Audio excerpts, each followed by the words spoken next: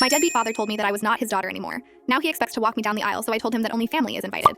When I was 6 years old, my parents got divorced after my dad cheated on my mom with my stepmother. After that, I spent most of my time with my mom, but during holidays and vacations, I stayed with my dad. When I was 8, my half-brother Jake was born, and whenever I was with my dad, I was forced to take care of him. When I started high school, I had to move in with my dad because my mom had to move abroad for work. This period was one of the hardest of my life. My stepmother wasn't a bad person. She tried to include me in things, but she was very submissive to my father. As for my dad, he always treated me like an extra in the house, someone who didn't really belong there. I was constantly responsible for taking care of Jake, and whenever he went out, he would only take my stepmother and Jake, never inviting me. One of the most painful experiences happened when I was 14. My dad announced that the whole family was going to Disney for vacation, but the day before the trip, he told me that he wanted it to be a family moment, their first big trip with Jake. So I was left home alone. This had already become a pattern. Trips to the beach, zoos, or other outings always included just my stepmother and Jake while I was left behind. My dad didn't like me going out with friends or inviting them over. He said, teenagers together only cause trouble, and because he was controlling, he would call the house phone at random times to check if I was home. He also had a trusted neighbor who would keep an eye on me to make sure I didn't have any visitors. When I turned 16, living with him, the feeling of being an extra only got worse. Everything I had experienced during vacations, the exclusion and sense of abandonment, became part of my daily life. Things came to a head when I turned 18. My dad got a promotion at work and decided to take a family trip to Europe. Since it was my last year of high school, I was excited,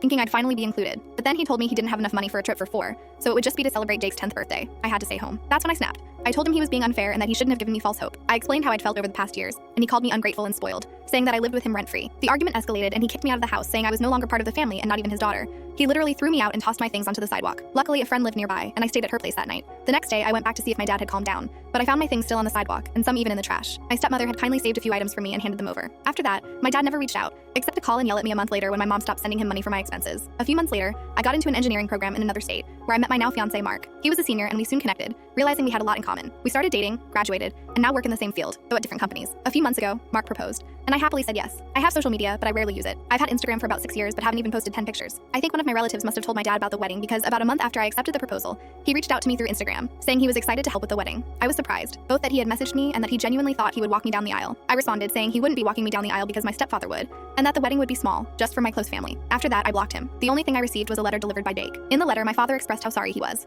I won't copy the exact words, but to summarize, he said that after kicking me out, he lived a normal life with my stepmother and Jake. But when he saw pictures of my graduation with my mom and stepfather, he started feeling regret. He wanted to talk to me, but his pride held him back. He only decided to reach out now because he realized that his pride got him nowhere, and that he wanted to fulfill one of the plans he made when I was born, to pay for my wedding and walk me down the aisle. Honestly, I don't know what to do. Update, here's what I've decided. I will respond to his letter. I'll express how I felt when he kicked me out. I'll be polite but honest. I'll also let him know that my stepfather will walk me down the aisle because that's what I want. I won't offer further explanations to him. After all, this is my wedding with Mark, and it will be exactly how we want it, without the need for justifications. I will not accept any money from him, nor will I send him an invitation. If my dad truly wants to reconcile, he can reach out to me through Jake, but only after the wedding or honeymoon, and it will be on my terms. As someone suggested, we're going to hire security for the wedding, no matter how my dad reacts. For those wondering, yes, Jake has been invited. As I mentioned, we still have a good relationship and he's allowed to take photos.